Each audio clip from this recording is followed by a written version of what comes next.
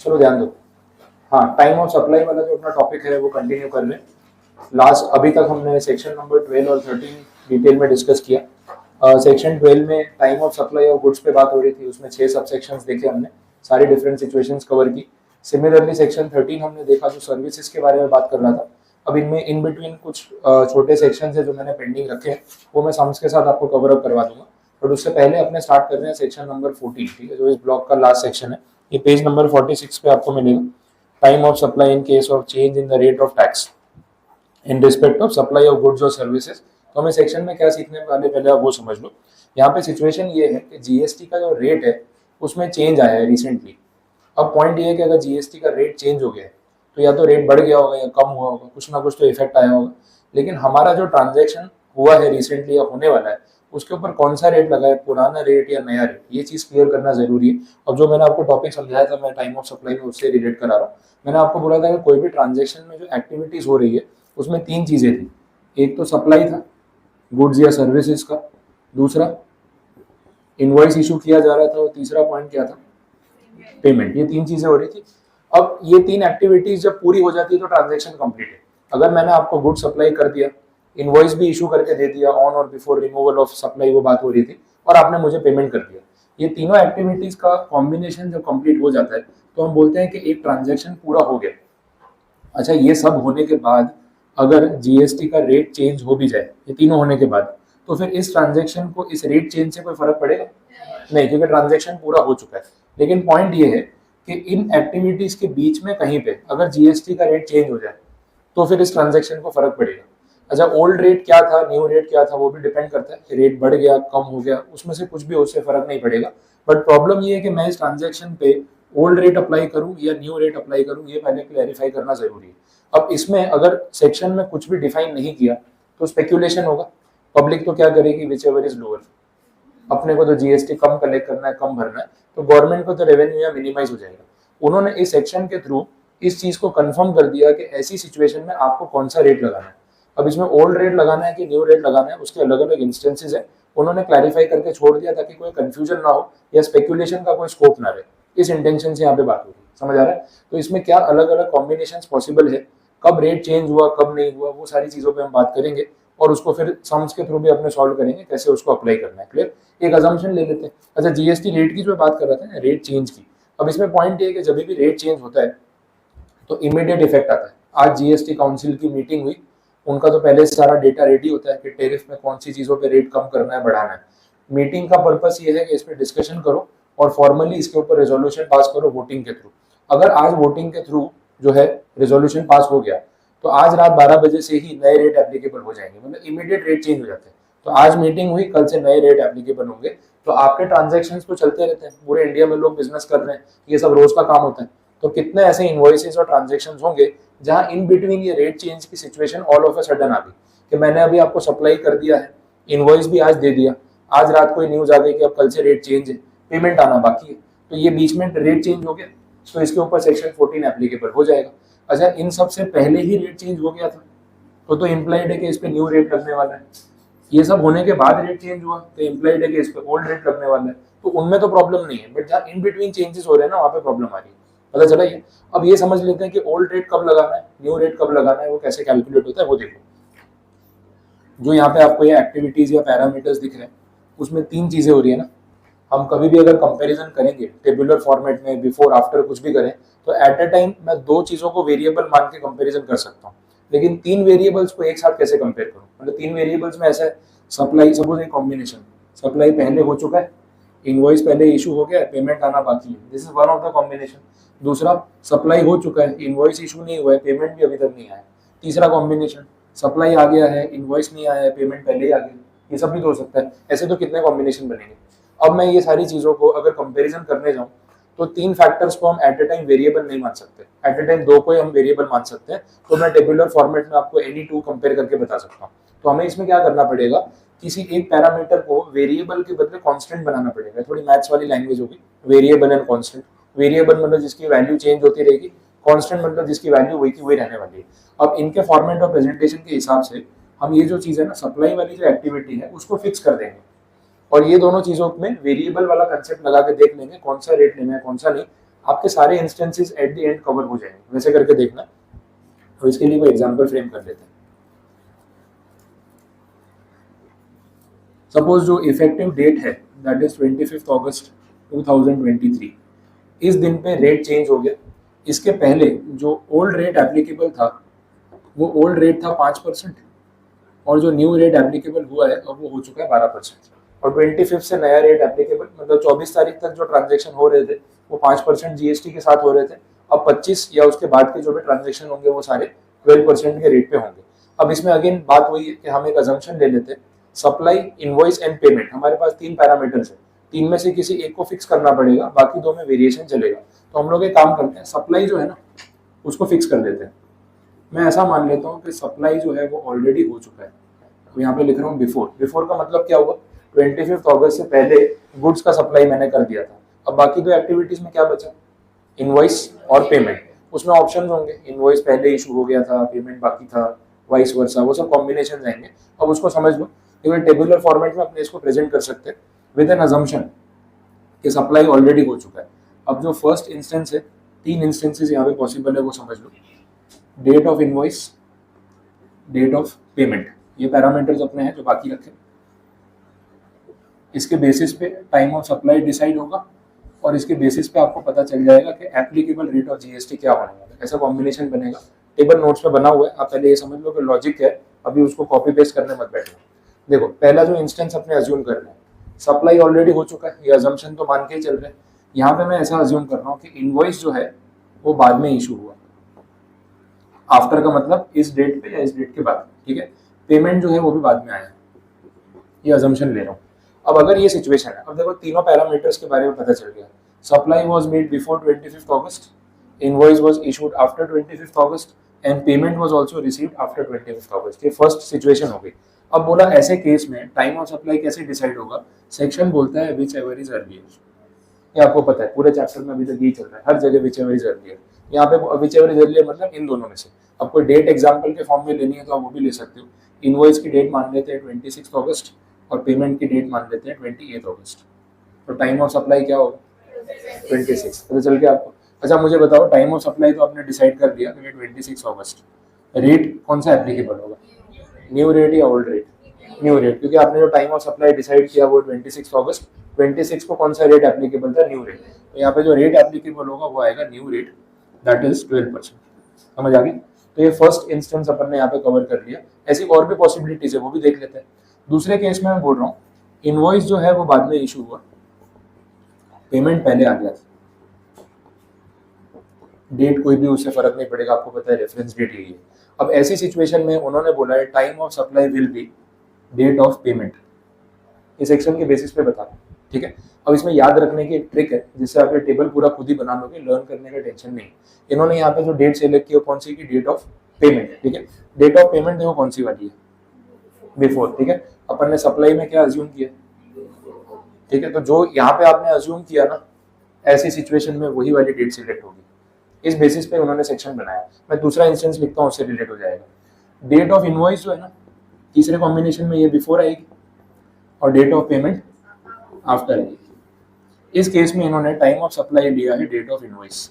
Again कौन सा select हुआ, बिफोर वाला। पता चल रहा है, उन्होंने ऐसे लिखा है, बट मैं आपको ट्रिक बता रहा हूँ कि इन्होंने ऐसा क्यों लिखा हुआ है।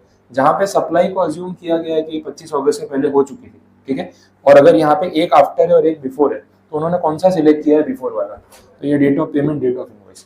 तो आप ऐसे याद रखने जाओगे तो कंफ्यूजन होगा, बट अगर बिफोर आफ्टर की ट्रिक से याद रखोगे तो आंसर अपने आप आता है। समझ आ रहा है?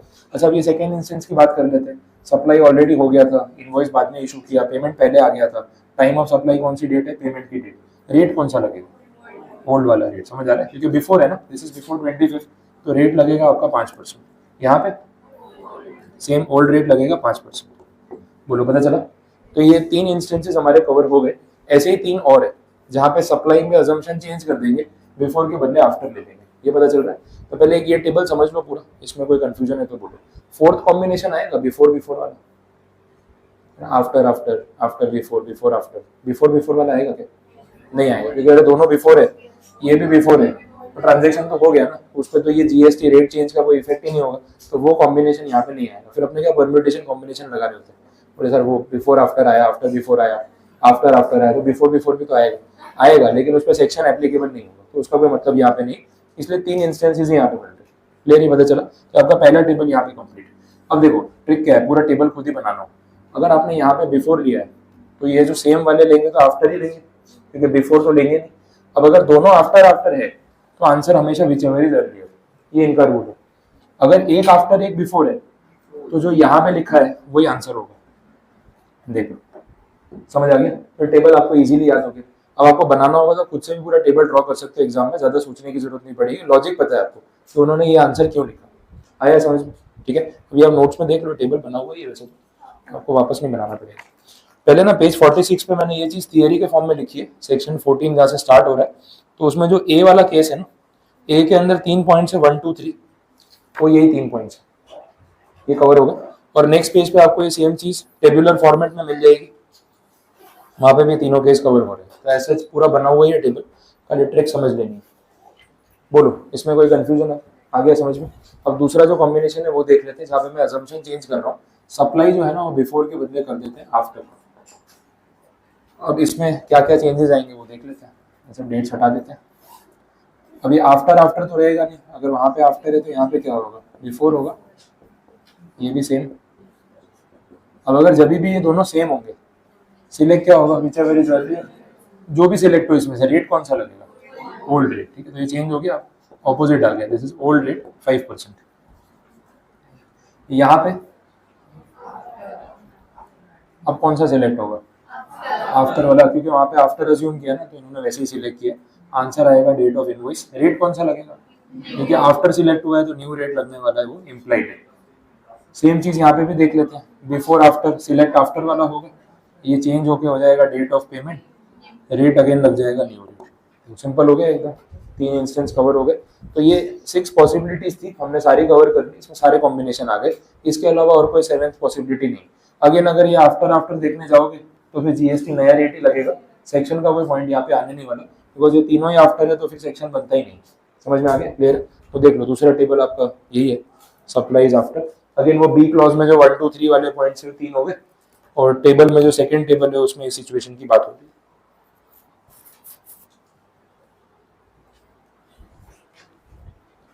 एक बार पूरा टेबल देख लो दोनों, कुछ कंफ्यूजन हो, नहीं समझ आ रहा हो तो बोलो। ठीक है, डन, दोनों टेबल समझ आ गए, याद हो गए। आगे बढ़ते हैं। अब इसमें एक स्पेसिफिक कंडीशन भी दे रखी है, और टेबल के नीचे आपको दिख रहा होगा ना, फ्लो चार्ट जैसा बना हुआ है, आफ्टर 4 वर्किंग डेज। अब ये सब चीज़ें मैं थोड़ा सम्स के साथ कवर कर लेता हूँ, बेसिक तो आपको सेक्शन एक बार समझा ही दिया, और अदर टॉपिक्स भी कवर हो गए। और उसमें कुछ इलस्ट्रेशंस दे रखे हैं इसमें, पेज 49 पे देखना आप। तो इलस्ट्रेशंस में ये सारे सेक्शंस का प्रैक्टिकल एप्लीकेशन हो जाएगा, तो वो शुरू करते समझ लेते हैं। इसमें आपको ज़्यादा कुछ लिखना नहीं है, सेक्शन को ही रिकॉल करना है वैसे तो आप उसमें साइड पे भी लिख लोगे, अगर नोटबुक है और कुछ पेज पे लिखना हो तो ठीक है। ऐसा उतना ज़्यादा राइटिंग कंटेंट नहीं तो उसकी जरूरत नहीं है, ना ही कोई कैलकुलेटर की नीड है, डेट्स के बेसिस पे सिलेक्शन करना है। तो सम स्टार्ट करते हैं एक बार। पेज 49 पे देखना, जो पहला इलस्ट्रेशन दे रखा है उसमें क्या बोला, determine the time of supply in each of the following independent cases in accordance with provisions of section 12 in case supply involves movement of goods। Clear बोल दिया, सेक्शन 12 का केस है, मतलब बात गुड्स की हो रही है। अजम्पशन भी क्लियर कर दिया कि गुड्स का मूवमेंट इन्वॉल्व है या नहीं है, तो बोल दिया मूवमेंट इन्वॉल्व है, तो ये सब चीजें क्लियर है। अब बाकी जो डेट्स दे रखी है वो देखो, हमें पता है कि टाइम ऑफ सप्लाई निकालने के लिए करना क्या है, date of invoice versus date of payment. एक बार रिकॉल कर लेते हैं।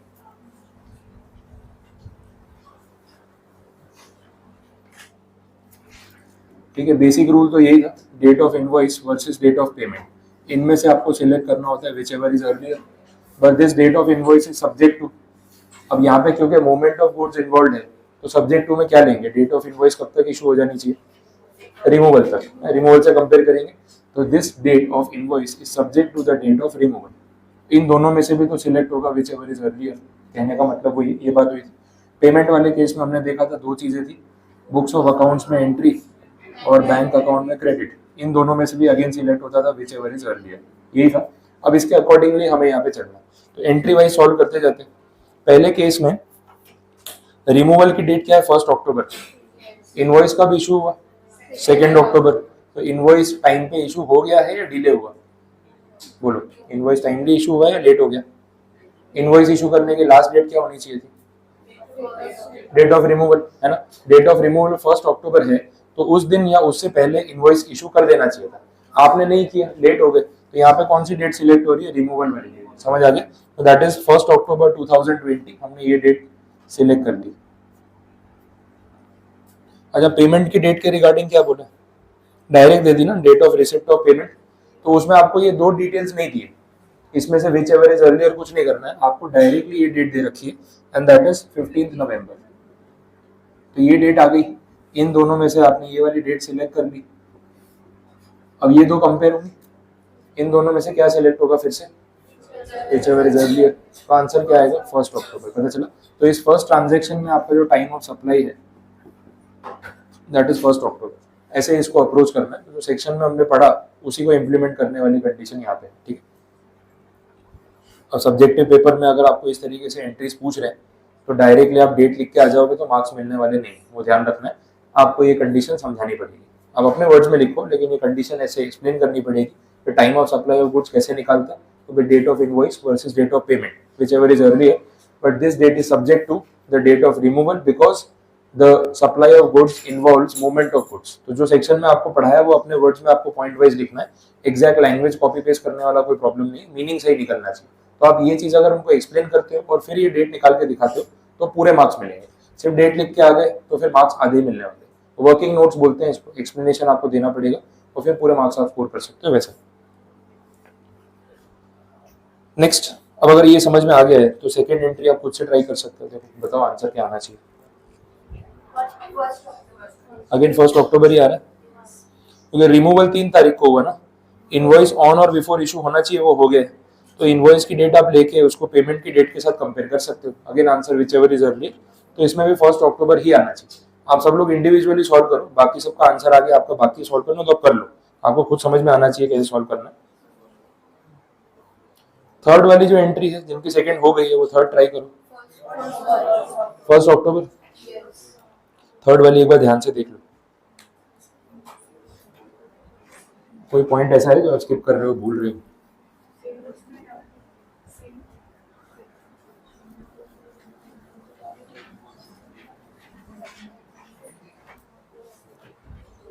थर्ड वाली एंट्री में कुछ गलती हो रही है, कुछ भूल रहे अपन। क्या भूल रहे हैं? मुझे याद आ रहा है, देखो। क्या आंसर 1 अक्टूबर नहीं आएगा, इसलिए बोल रहा हूँ।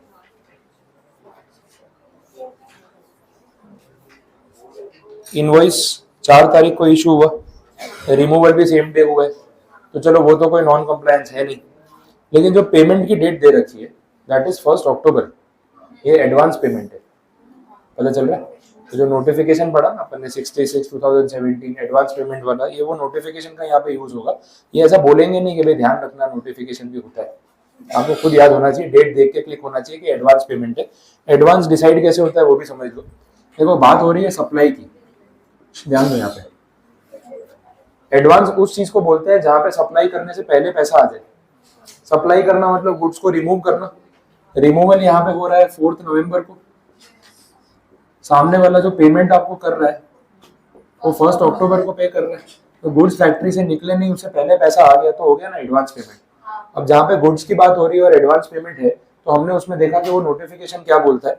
ऐसी सिचुएशन में जो टाइम ऑफ सप्लाई हम कैलकुलेट करेंगे वो होगा ऑन इनवॉइस बेसिस, यही बात हुई थी, and not on receipt basis. पैसा इस दिन पे रिसीव हो गया है लेकिन इस डेट से हमें मतलब नहीं है because this is advance money. तो जो इनवॉइस बेसिस वाला रूल लगाएंगे, वो इनवॉइस बेसिस वाला रूल बोलता क्या है, इसमें मैंने आपको बोला भी था कि this does not mean date of invoice, this means date of invoice but subject to the date of removal, ये बात हुई थी। तो इन शॉर्ट हमें इन दोनों में से विच एवर इज अर्लियर लेना होता है, that will be the answer. इसको पेमेंट की डेट से कंपेयर नहीं करना। तो जो अभी मैंने लिखा था पहले वापस लिख देता हूँ, date of invoice versus date of payment, ये जो हम कंपैरिजन करते हैं उसमें हमें ये वाला पॉइंट कंसीडर नहीं करना है। इनवॉइस बेसिस बोला तो हमें सिर्फ यही वाला पार्ट कंसीडर करना है और इसमें स्टार मार्क है, this is always subject to the date of removal. तो इन दोनों में से आप सिलेक्ट कर लो विच एवर इज अर्लियर और वही आपका आंसर है, ये रूल बोलता है। अब कोइंसिडेंस वाला पॉइंट ये है कि इस सम में ये दोनों डेट सेम है तो ऐसा कोई फर्क पड़ा नहीं, बट अगर इस सम में दोनों डेट्स अलग अलग होती तो हम इनमें से whichever is earlier select करते। कहने का मतलब ये, तो क्वेश्चन का एक लेवल बढ़ाना होता तो डेट दोनों अलग देनी चाहिए थी, बट उन्होंने सम में सेम डेट दी थी, तो ऐसा आपका आंसर वही आने वाला है 4 नवंबर, ठीक है, लेकिन वो दोनों डेट्स अलग होती तो विच एवर इज अर्लियर करना पड़ता, तो ये पॉइंट ध्यान रखना है। तो एडवांस वाली बात लिखी हुई नहीं होगी, वो आपको ध्यान रखना है, और वो डेट देख के समझ आ रही है कि पेमेंट की डेट रिमूवल की डेट से पहले है, तो एडवांस पेमेंट वाला मैटर है, और यहाँ नोटिफिकेशन आपको अप्लाई करना है। कैसे करना है मैंने बता दिया, अब क्लियर हुआ। तो ये एंट्री को स्टार मार्क करके रखना, लास्ट डे पे ये एडवांस वाला पॉइंट ध्यान आना चाहिए, नहीं तो मिस्टेक हो सकती है। नेक्स्ट सेकंड वाला क्वेश्चन देखते हैं, उसमें भी ऐसे एंट्रीज है।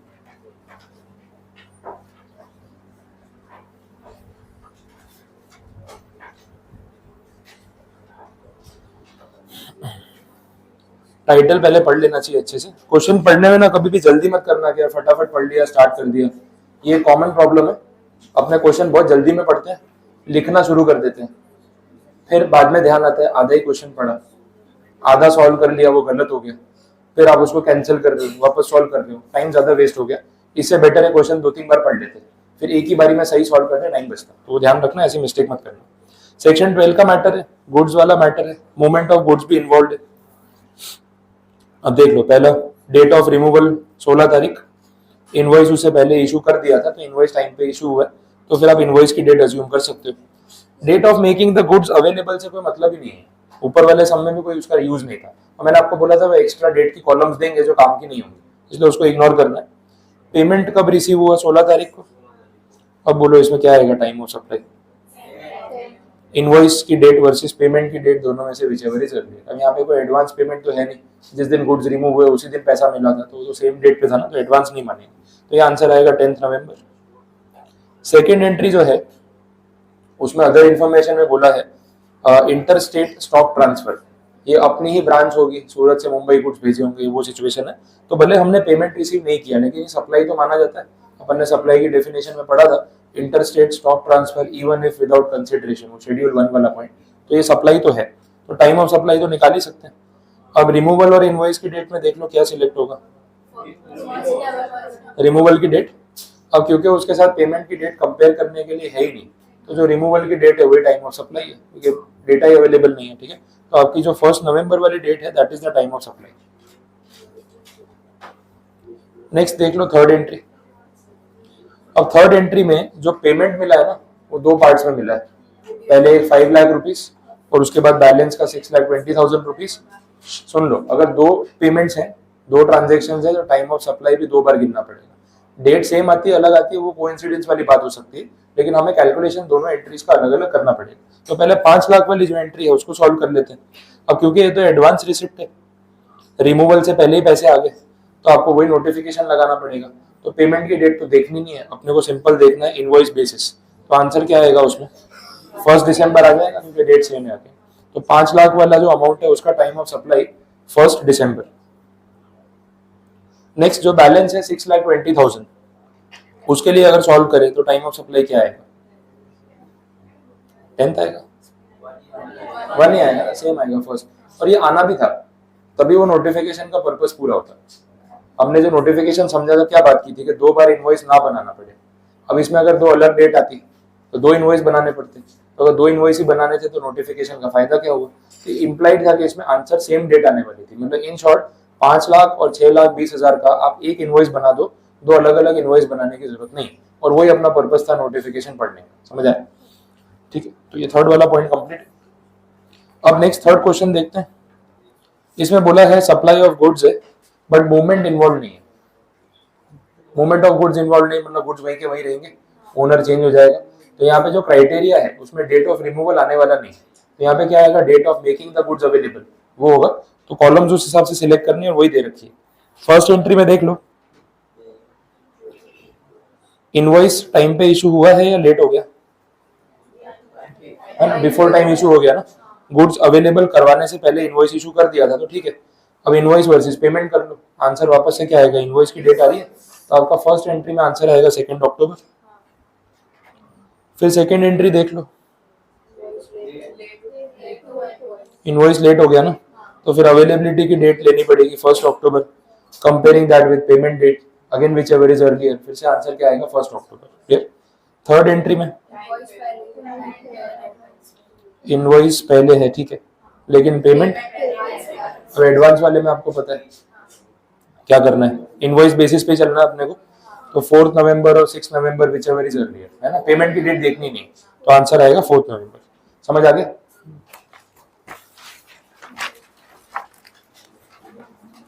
चलो अब फोर्थ वाला जो क्वेश्चन है उसमें नया पॉइंट है। मैंने पीछे थियरी में एक सेक्शन पेंडिंग रखा था 31 सबसेक्शन 4, पेज नंबर 40 पे होगा, सेक्शन 13 से जस्ट पहले, है ना, 31(4) और 31(7), इसमें बात नहीं हुई थी। अगले 2 सम्स इसी पे हैं, तो वो पॉइंट आपका थियरी वाला कवर हो जाएगा। अब देखो जो टॉपिक है उसमें बात हो रही है कंटिन्यूअस सप्लाई ऑफ गुड्स की। थोड़ा सा वेरिएशन है, कोई बहुत ज्यादा डिटेल नहीं है। कंटिन्यूअस सप्लाई ऑफ गुड्स क्या होता है पहले वो समझ लो।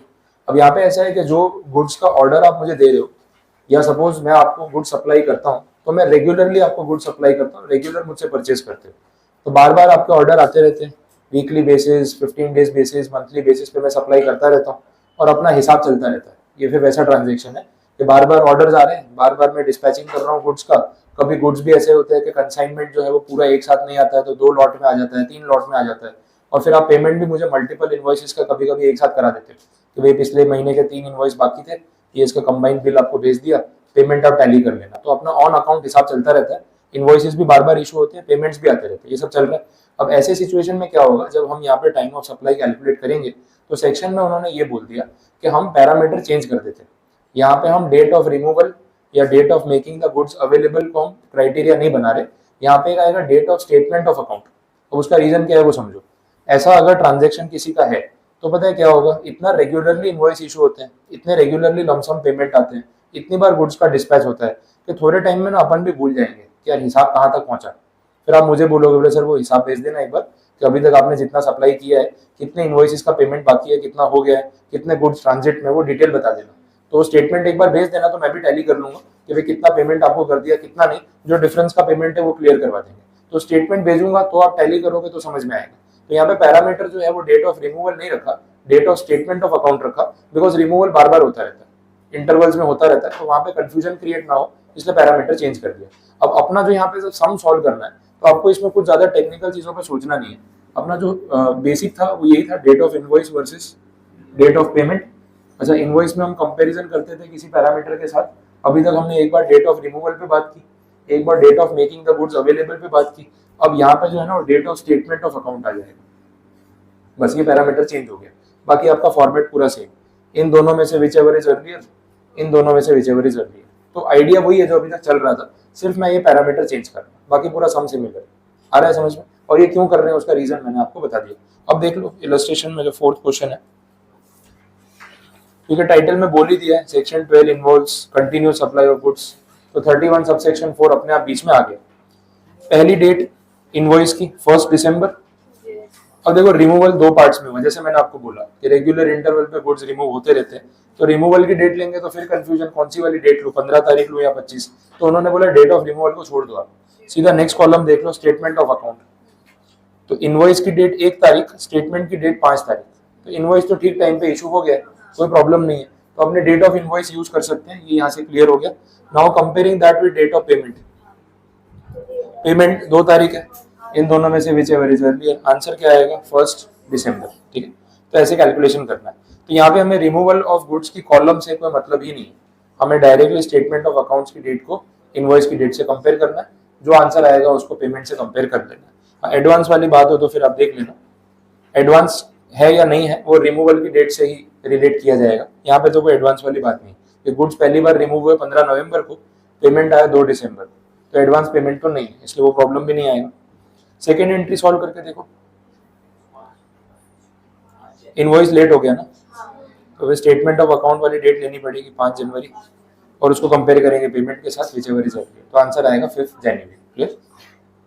कोई कंफ्यूजन किसी को दोनों एंट्रीज में? क्लियर है सबको? ठीक। नेक्स्ट जो है ना 5th वाला क्वेश्चन, उसमें 31 सबसेक्शन 7 की बात होगी। यहाँ पे बोला है goods are supplied on sale और अप्रूवल बेसिस। अभी सेल और अप्रूवल बेसिस होता क्या है वो समझ लो। आजकल ये कंपेरेटिवली कम हो गया, ये टेक्नोलॉजी का सपोर्ट है। पहले ये सिस्टम बहुत ज़्यादा चलता था। एग्जाम्पल देता हूँ कि कहाँ पे ये चीज़ काम आती है। जैसे अपने रिटेल मार्केट में शॉपिंग करने जाते हैं, ठीक है, कपड़ों की शॉपिंग कर रहे हैं, तो भाई अगर लेडीज गारमेंट्स है आप ड्रेस मटेरियल बाई कर रहे हो, गाउन परचेज कर रहे हो, इस टाइप के रिटेल कपड़े हैं या एथनिक वेयर में कुछ बाई कर रहे हो, तो ये सब चीज़ें हैं, मैटर ऑफ टेस्ट और चॉइस होती है। हर कस्टमर की रिक्वायरमेंट अलग है। जो कलर कॉम्बिनेशन आप प्रेफर करते हो, कौन से कलर बेस पे आपको ड्रेस चाहिए, तो वो भी सबका चॉइस वेरी कर सकता है। और ट्रेंड भी चेंज होता रहता है, कभी एकदम वो कॉन्ट्रास्ट कलर चल रहे हैं, कभी एकदम लाइट कलर चल रहे हैं, तो थीम चेंज होती रहती है। वेडिंग सीजन में आप देखो हर बार थीम अलग ही चल रही है, तो वहाँ पे वो चेंजेस आते हैं। अब जो रिटेल शॉपकीपर्स हैं, उनका बिजनेस ही वैसा है कि जितना डिस्प्ले करेंगे उतना बिकेगा, तो गुड्स मंगवाना पड़ेगा। अब रिटेल वाले खुद तो स्टिचिंग करने के गारमेंट्स का वो तो ऑर्डर भी चल रहा है, वो गुड्स मंगवाते हैं, अपने यहाँ शोरूम में डिस्प्ले करते हैं, कस्टमर आ रहे हैं, देख रहे हैं, ट्रायल कर रहे हैं, जो अच्छा लग रहा है वो खरीद रहे हैं। अच्छा, जितना गुड्स मंगवाते हैं सारा बिक जाता है या कुछ अनसोल्ड रह जाता हो? वो रहता ही है ना। और ये जो है ना वो शॉपकीपर के एक्सपीरियंस पे। अच्छा, एरिया वाइज भी फर्क पड़ता है कि कौन से एरिया में शॉप है, वहां पे जो क्राउड है, जो लोकेलिटी है, उनका टेस्ट और प्रेफरेंस कैसा है, उसमें भी डिपेंड करता है। तो कितनी बार अपने देखते हैं कलेक्शन में फर्क होता है। अभी आप यहाँ गोरदो रोड पे शॉपिंग मार्केट में जाओगे तो आपको कलेक्शन डिफरेंट मिलेगा, अब वेसू अलग मिलेगा, अडाजन अलग मिलेगा, वराछा अलग मिलेगा, एरिया वाइज डिफरेंस होगा। तो कहीं ना कहीं वो टेस्ट का प्रेफरेंस जो है वो डिफरेंट होता है।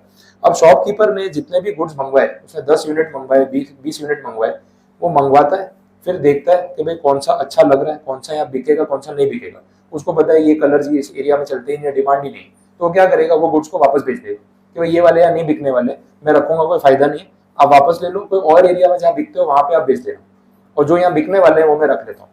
तो ये हो गया सेल और अप्रूवल बेसिस कि आप गुड्स एक बार भेज दो, जितने पसंद आएंगे उतने रख लूंगा, जितने नहीं काम लगेंगे वापस भेज दूंगा। समझ आ रहा है? तो ये चीज यहाँ पे 31 सबसेक्शन 7 में उन्होंने बोली कि ये डिफरेंस यहाँ पे क्रिएट होने वाला है इस पॉइंट की वजह से। अच्छा, आजकल ये चीजें कंपेरेटिवली चेंज हो गई। रीजन क्या है? ऑनलाइन टेक्नोलॉजी है। क्योंकि इतने सारे कपड़े, अगर मैं आपकी दुकान के ऊपर 20 कपड़े भेज रहा हूँ, आप उसमें से 5, 6, 8, 10 सिलेक्ट करते हो, बाकी के 10 वापस कर देते हो, तो मेरा ट्रांसपोर्टेशन का पैसा नहीं लग रहा होगा, या तो आपका लगेगा, मेरा लगेगा, या आधा आधा दोनों का लगेगा, तो खर्चा तो होने ही वाला है। आज की डेट में व्हाट्सएप, ईमेल, ये सब टेक्नोलॉजी की वजह से वो डिजिटल कैटलॉग भेज देते हैं। तो मैं शॉपकीपर को कैटलॉग भेज दूंगा या वीडियो बना के भेज दूंगा कि भाई ये ड्रेसेस हैं, ये गारमेंट्स है, देख लो, अब इसमें से जो आप फाइनल करोगे वही शॉप पे भिजवाऊंगा, ट्रांसपोर्टेशन का खर्चा तो बचे कम से कम। तो ये सारी चीजें टाइम के साथ कंपेरेटिवली चेंज हुई है, लेकिन जो कहीं ना कहीं ट्रेडिशनल तरीका अभी भी चली रहे, तो इसलिए ये चीजें रेलेवेंट है, पूरी तरीके से नहीं, पार्शियली रेलेवेंट है, ऐसा आपने बोल सकते हैं। अब क्राइटेरिया क्या है, कैसे सिलेक्ट करें टाइम ऑफ सप्लाई, वो देख लो। सेक्शन की थियरी भी एक बार साथ में रेफर करना और सम भी देख लो। पेज नंबर 40 पे थियरी दे रखी है। अब देखो मैं यहीं पे आपको बता देता हूँ, बेसिक तो ये रहने वाला है ना, invoice versus payment whichever is earlier. Starting से जब से पढ़ा रहा हूँ यही पॉइंट आ रहा है। इसमें हमने जो ये पैरामीटर है वो बार बार चेंज किया। एक बार हमने लिया डेट ऑफ रिमूवल, फिर एक बार लिया date of making the goods available, फिर अभी बात हो रही थी date of statement of account. तो ये पैरामीटर बार बार चेंज हो रहे हैं। अगेन इस सबसेक्शन में भी यही पैरामीटर चेंज होने वाला है, बाकी तो बेस सेम ही रहने वाला है। अब पहली बार ऐसा हो रहा है, देखो अभी तक इसमें एक ही कंडीशन थी, डेट ऑफ इनवॉइस को एक ही कंडीशन से कंपेयर करना था, यहाँ पे भी सिंगल कंडीशन से कंपेयर करना था, यहाँ पे भी ऐसा था, बट अब यहाँ पे सिचुएशन चेंज हो रही है। 31 सबसेक्शन 7 में 2 कंडीशंस के साथ कंपेयर करना है, नॉट 1। ठीक है, 2 कंडीशन के साथ कंपेयर करना है, और वो 2 कंडीशंस कौन सी है वो समझो। एक उन्होंने यहाँ पे बोला है डेट ऑफ एक्सेप्टेंस।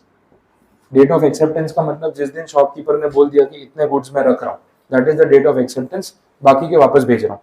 दूसरा क्राइटेरिया है, अगर वो कोई एक्सेप्टेंस ही ना दे, गुड्स मंगवा लिए, बोले 2-4 दिन में बताता हूँ कौन से रखने हैं कौन से नहीं, अब 2-4 दिन हो गए बता ही नहीं रहे, फिर डेडलाइन उसकी फिक्स कर दी कि इतने दिन में नहीं बताया, तो मान लेंगे कि सारा कंसाइनमेंट आपने फिर रख लिया, अब मैं सीधा बिल भेजूंगा कि इसका पेमेंट कर देना। नहीं तो आप गुड्स भी वापस नहीं करोगे और अप्रूव भी नहीं करोगे, तो मेरा वो जो पैसा लगा है उन गुड्स के अंदर वो तो ब्लॉक हो गया ना, वो बिकेंगे भी नहीं और मुझे पैसा भी नहीं मिलेगा, तो वो नहीं होना चाहिए। तो दूसरा जो क्राइटेरिया यहाँ पे रखा है, that is date of removal plus 6 months. Duration fix कर दी कि 6 महीने में अप्रूवल नहीं दिया तो गुड्स आपके हो गए, मैं तो यही मानूंगा, फिर पेमेंट करना पड़ेगा, वैसी बात है।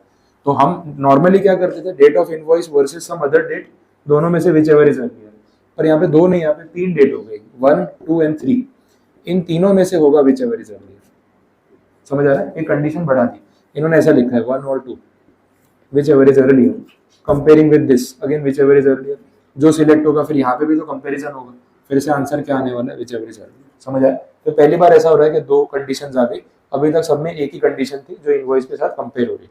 बोलो क्लियर? यहाँ तक पता चला? अब इसका सम भी सॉल्व करके देख लेते हैं, इसको गिनना कैसे। तो जो 5th वाला क्वेश्चन है वो स्टार्ट कर रहे हैं। डेट ऑफ रिमूवल से यहाँ कोई मतलब है नहीं अपने को, इनवॉइस की डेट आपको दे रखी है, जैसे फर्स्ट ट्रांजेक्शन में बोली है 15 दिसंबर, और ईयर भी देख लेना कि ईयर एंडिंग है तो 2021 आ सकता है। एक्सेप्टेंस बाय द रेसिपिएंट मतलब ये डेट ऑफ एक्सेप्टेंस, तो वो डेट आपको दे रखी है 5 दिसंबर 2020, तो ये हमारे पास अवेलेबल है। पेमेंट की डेट अवेलेबल है 25 दिसंबर 2020, कोई एडवांस वाली बात तो है नहीं ना, ठीक है। रिमूवल 1 तारीख को हो रहा है, पेमेंट 25 को आ रहा है, तो एडवांस तो नहीं। अब ये डेट तो अपने को गिननी पड़ेगी मैन्युअली, इसके लिए आपके पास होनी चाहिए डेट ऑफ रिमूवल, क्वेश्चन में दे रखी है 1 दिसंबर।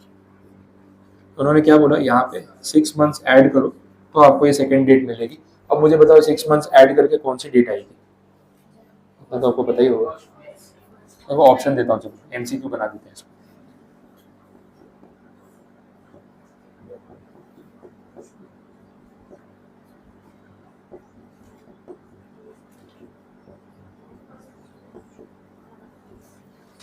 चार ऑप्शन बोलो। 1 मई, जून आ रहा है किसी के दिमाग में? आ रहा है तो बोल सकते हो, क्या पता सही हो जाए, मई या जून। ठीक है, तो मई फाइनल है। अब 1 तारीख या 2 तारीख, कोई जून बोल रहा है? मई और जून तो फाइनल है, जून। और कोई जून वाले? कुछ लोग बोल रहे हैं जून, आधे लोग सोच रहे हैं जून लग तो रहा है, लेकिन मेजोरिटी मई बोल रही है ना। मई या जून, अपना अपना सोचो ना यार, क्या फर्क पड़ रहा है, बाजू वाला क्या बोल रहा है। मई वाले कितने हैं बताओ चलो। हाँ ठीक है, बाकी सब जून वाले। कोई ऐसा जो नन ऑफ द अबव, तो सोच ही नहीं पा रहा होगा कुछ ना कुछ, बोले छोड़ो ना, 20 में 15 दिन इधर उधर एवरेज निकाल लो, ऐसा कुछ।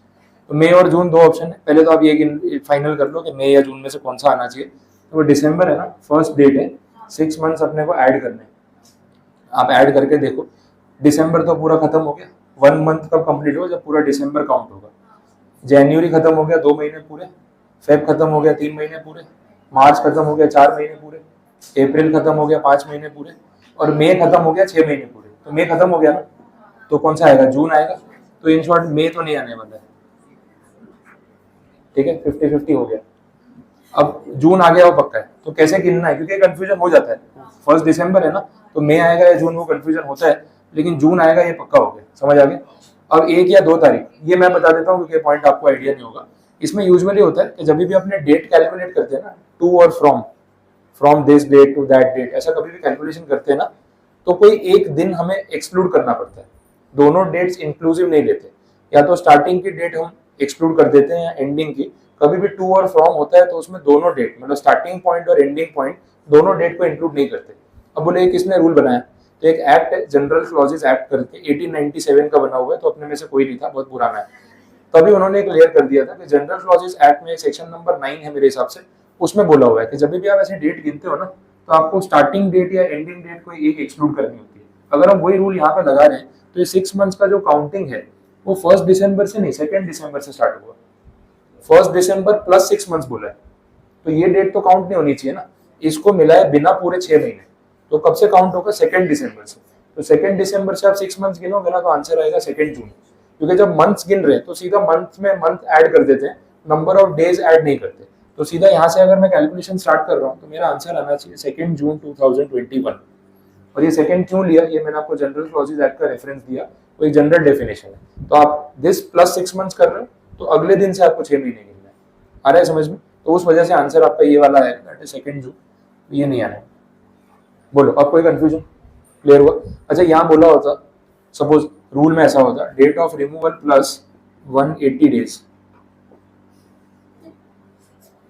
सिर्फ इंटरप्रिटेशन समझा रहा हूँ क्योंकि लीगल मैटर है। आंसर सेम आता है या अलग आता है? यही आंसर आता है या डिफरेंट आता है? मतलब 6 महीने और 180 डेज सेम होता है या अलग होता है? आप बोले नहीं सर सेम तो होता है, 30 दिन का महीना होता है, 6 महीने के हिसाब से 180 हो गया। ऐसा नहीं, लॉ में बहुत बड़ा डिफरेंस है ये।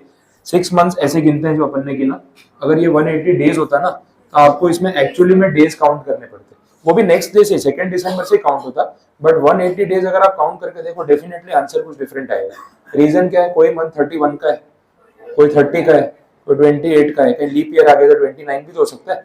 तो 180 डेज आपको एक्चुअल में गिनने पड़ेंगे। एक बार गिन के देखो ना क्या आंसर आता है, कितना वेरिएशन आ रहा है वो तो देखें। क्या मेहनत करा रहे हो, ट्राई तो करो, तो कहीं ना कहीं ऐसा काम आ सकता है ना। 1 दिसंबर है बेस की डेट, अपना काउंटिंग सेकेंड से स्टार्ट होता है, 180 दिन कहाँ जाके खत्म हो रहे हैं वो बताओ। दिसंबर के कितने दिन काउंट हो जाएंगे? 30 दिन। फर्स्ट तो काउंट होगी नहीं, तो 180 पूरे करने हैं ना, तो दिसंबर के 30 डेज तो आपके काउंट हो ही गए, मतलब दिसंबर खत्म। बातें मत करो आपस में। जनवरी के 31 पूरे, फेब में लीप ईयर तो नहीं है ना? नहीं। कब आता है लीप ईयर? हाँ, तो कैसे गिनते हैं? तो 2021 में आएगा कि नहीं आएगा? 21 में जा रहे हैं ना अपन, 20 तो खत्म हो गया, 21 तो लीप ईयर नहीं है ना, 4 के मल्टीपल में जो होता है लीप ईयर होता है। तो ये तो 2021 स्टार्ट हो गया ना, दिसंबर खत्म, ये न्यू ईयर आ गया, दिस इज 21। अच्छा, उसके बाद 31 मार्च का, फिर अप्रैल का 30, देख लेना 180 पूरे ना हो जाए। फिर मई वाले 31, ये अभी तक देख लो कितने हो रहे हैं, कितने दिन हो रहे हैं। ये मई के 31 गिन रहा हूँ मैं। 180 हो गए कि बाकी है? 1 2 3 4 5 6 महीने तो हो रहे हैं, 181 हो गया। अच्छा, यहाँ 2 दिन शॉर्ट है, यहाँ 2 दिन एक्स्ट्रा है, 1 दिन एक्स्ट्रा हो गया ना, अपने को 180 तक ही जाना था। अब बताओ लास्ट डेट कौन सी आ रही है फिर? क्या 1? ये कौन सा महीना है? मई वाला ना। मई के पूरे 31 दिन लिए तो 181 हो गए ना, अपने को 180 तक ही जाना था, 30 डेज ही तो लेने पड़ेंगे। आपकी डेट आ रही है 30 मई 2021, समझ आया? और यहाँ कौन सी आ रही? 2 जून, समझ आया? ये जो 2-3 दिन का डिफरेंस आया ना, ये इनकी वजह से आ रहा है। तो देखो डिफरेंस है, 180 डेज और 6 मंथ्स जो है वो एक नहीं होते, ये यहाँ से प्रूव हो रहा है। तो लीगल लैंग्वेज में क्या लिखा है फर्क पड़ता है। एग्जाम में ना स्टूडेंट्स कितनी बार क्या करते हैं, लिखा होता है date of removal plus 6 months, अपने आप मन से लिख के आ जाते हैं 180 डेज, एक ही तो होता है ना। 1 मंथ लिखा होता है 30 डेज लिख देते हैं, 30 डेज लिखा होता है 1 मंथ लिख देते हैं, डिफरेंस है। 1 मंथ में डायरेक्ट फिर मंथ ऐड होता है, 30 डेज में आपको डेज काउंट करने पड़ते हैं, तो 1-2 दिन का फर्क आ सकता है, तो आप इसको चेंज नहीं कर सकते। ऐसा कोई यहाँ पे 180 डेज वाला तो रूल है नहीं, अपना तो वही है 6 मंथ्स वाला। तो आंसर तो एक्चुअली आपका यही आ रहा है, ये सिर्फ मैंने आपको एक नॉलेज के लिए गिनवाया कि डिफरेंस कहाँ आता है, पता चल रहा है। तो ये अपने सॉल्यूशन का पार्ट नहीं है, ये सिर्फ एक्स्ट्रा आपको पॉइंट बता। अपना आंसर यहाँ पे जो आ रहा है दैट इज 2 जून। अच्छा, आगे सम भी तो कंप्लीट करना है, date of invoice, date of acceptance और ये date of removal plus 6 months. तो 1 2 और 3, इन तीनों में से विच एवर इज अर्लियर, कौन सी डेट आएगी? Comparing that with date of payment, again whichever is earlier, कौन सी डेट आएगी? 5 दिसंबर। तो आपका फाइनली जो टाइम ऑफ सप्लाई आ रहा है वो क्या आ रहा है? 5 दिसंबर, समझ आए? तो ये सारी डेट्स में से विच एवर इज अर्लियर करके हमें कैलकुलेट करना है। ये 1, ये 2 और ये वाली 3 और फिर ये 4, इन चारों में से whichever is earlier. 4 dates हैं यहाँ पे जिनमें से कंपैरिजन हो रहा है। अब एप्लीकेशन समझ आए? कोई कंफ्यूजन है इसमें तो बोलो, और अगर नहीं है तो सेकेंड एंट्री है इसमें, वो सॉल्व करके बताओ, कितना समझ आया पता चल जाएगा।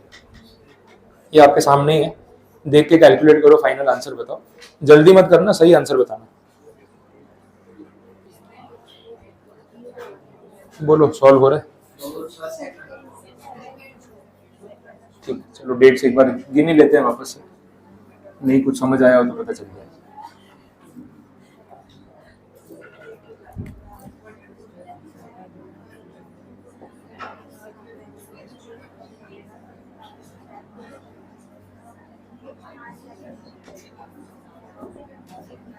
चलो मुझे डेट्स बता दो एक बार। इनवॉइस की डेट क्या दे रखी है क्वेश्चन में? 25 जुलाई और ईयर 21, ये इनवॉइस डेट है। तो आपस में बातें करना बंद कर दो बस। एक्सेप्टेंस की डेट बताओ। सेम डेट है। अच्छा, और ये वाली रिमूवल की डेट?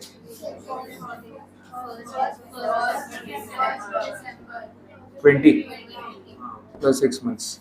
तो ये डेट क्या आ रही है? वही 2 जून जो अपन ने गिना था। ठीक है, अब आपको ये 2 डेट्स मिल गई, इनमें से सिलेक्ट होगा विच एवर इज अर्लियर, तो डेट आएगी 2 जून। इसको कंपेयर करेंगे इनवॉइस की डेट के साथ, again whichever is earlier, वापस ये डेट सिलेक्ट होने वाली है। अब पेमेंट की डेट क्या दे रखी है? 20 जुलाई। अब ये 2 कंपेयर होंगे, again whichever is earlier. ठीक है, तो आंसर फाइनली क्या आ गया? 2 जून। तो आपका टाइम ऑफ सप्लाई जो आ रहा है दैट इज 2 जून 2021। अब पता चला कैसे अप्लाई करना है। ठीक है, तो ये यहाँ पे कंप्लीट 31 सबसेक्शन 7 आपको पता चल गया। इसके बाद पहले क्वेश्चन नंबर 7 देख लो, वो एक ही एंट्री है, बता दो क्या आंसर आएगा। वाउचर वाला मैटर है, सर्विस है कि गुड्स है वो देख लो, रूल आपको पता है। आइडेंटिफाइबल है तो इशू वाली डेट, अदरवाइज रिडेम्पशन वाली डेट, ये दो ही क्राइटेरिया थे। यहाँ बात सर्विसेज की हो रही है। बोला जो सर्विस आपने रिसीव की है आज, अवेल की है, वही सेम नेचर की सर्विस आप अवेल कर सकते हो इन नेक्स्ट 1 ईयर। ये वाउचर आपको आज प्रोवाइड किया गया।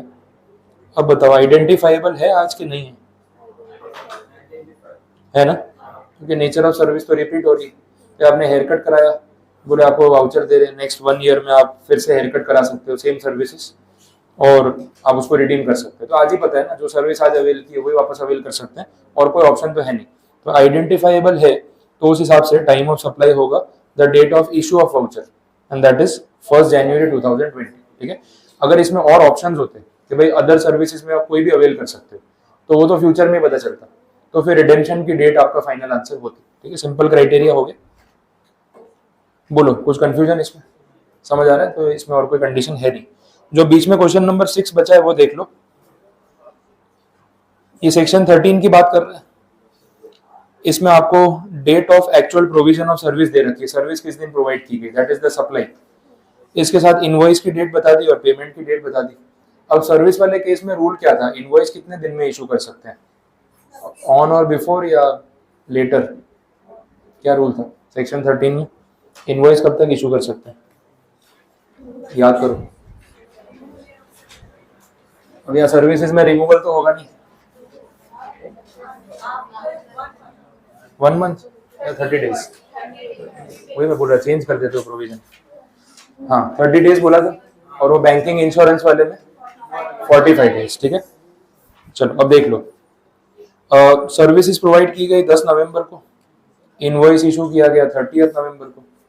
तो इनवॉइस टाइम पे इशू हुआ है या लेट हो गया? लेट हो गया, टाइम पे इशू हुआ है। डेट ऑफ सर्विस वहां से अगले 30 दिन में कभी भी इनवॉइस इशू करो चलेगा। ये तो 20 दिन में इशू कर दिया है ना, तो सही है। ठीक है, यहाँ पे रूल अलग है ना, तो इनवॉइस की डेट करेक्ट है, आप यूज कर सकते हो।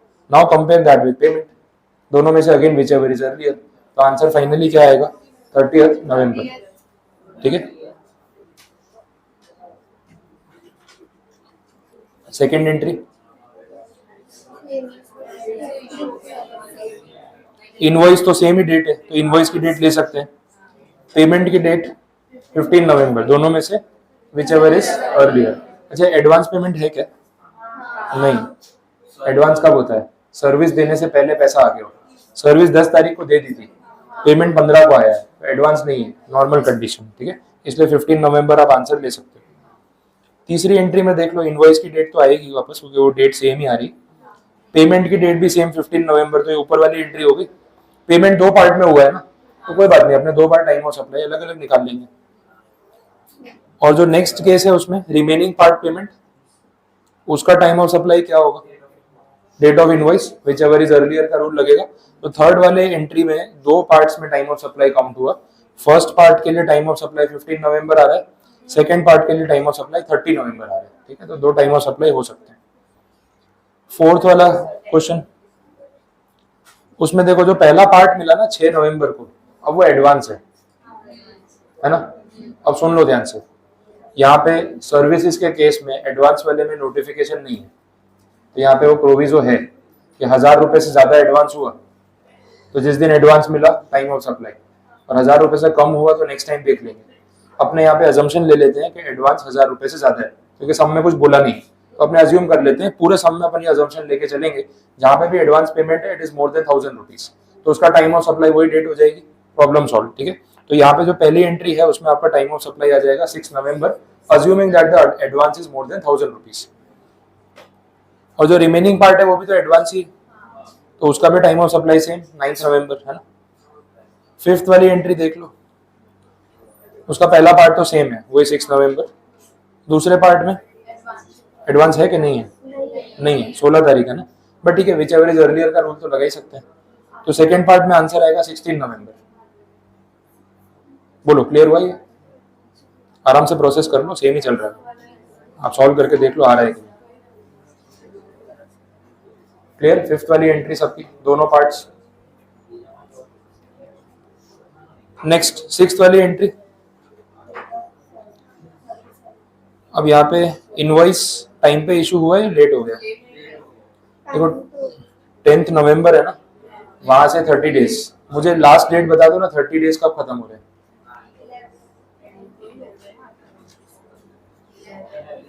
11 दिसंबर या 10 दिसंबर या 12 दिसंबर? 11th।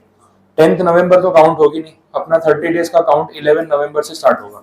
अब क्योंकि नवंबर का महीना 30 दिन का होता है, 31 वाला प्रॉब्लम है नहीं, तो नवंबर के 20 दिन और उसके बाद सर हाँ नवंबर के सॉरी 19 डेज ही आएंगे ना।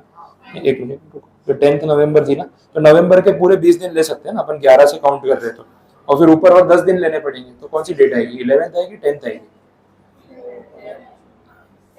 10th आएगी, ठीक है, 10 दिसंबर आएगी, वही मैं सोचा 11th बोला ना, फिर 10th आएगी। 10 नवंबर है ना, ये दिन तो काउंट होगा नहीं, अपना 30 डेज का काउंट स्टार्ट होगा 11 नवंबर से, तो आपको इन शॉर्ट नवंबर के 20 दिन यूज करने को मिल जाएंगे 11 से लेके 30 तक, ठीक है, और फिर और ऊपर 10 दिन, तभी तो 30 डेज कंप्लीट होंगे। तो आपकी जो डेडलाइन आ रही है दैट इज 10th दिसंबर 2020। आया समझ में? तो इस दिन तक इनवॉइस इशू हो जाना चाहिए था, अगर इसके बाद हुआ है तो लेट है। अपना इनवॉइस का भी इशू है 12 तारीख को, तो इनवॉइस की डेट तो निकल चुकी, तो यहाँ पे रेफरेंस डेट में हम क्या लेंगे? Date of actual provision of service, that is 10th November. इसको कंपेयर करेंगे पेमेंट की डेट के साथ, विच एवर इज अर्लियर, तो आंसर में क्या आएगा? 10th नवंबर। इसके बाद 7th एंट्री, अब सेम लॉजिक है, बाकी दोनों में इनवॉइस लेट ही चल रहा है, तो जो कंपैरिजन होगा 10th नवंबर के साथ होगा। पहली एंट्री में एडवांस पेमेंट है ना, तो कोई बात नहीं, 1000 रुपए से ऊपर मान लेते हैं, वही टाइम ऑफ सप्लाई 5th नवंबर। और सेकंड केस में आंसर क्या आएगा? 10 नवंबर, विच एवर इज अर्लियर। और लास्ट केस वापस 10th नवंबर ही आएगा, ठीक है। पता चला कैसे अप्लाई करना है? तो ये सारे अपने इलस्ट्रेशंस तो कंप्लीट हुए, ठीक है। अब जो रिमेनिंग पॉइंट्स बचे हैं ना, वो फिर मैं कल कंप्लीट करा दूंगा, आज हेवी हो जाएगा, इतना काफी है। एक दो छोटे छोटे सेक्शन बाकी है, कल देख लेंगे।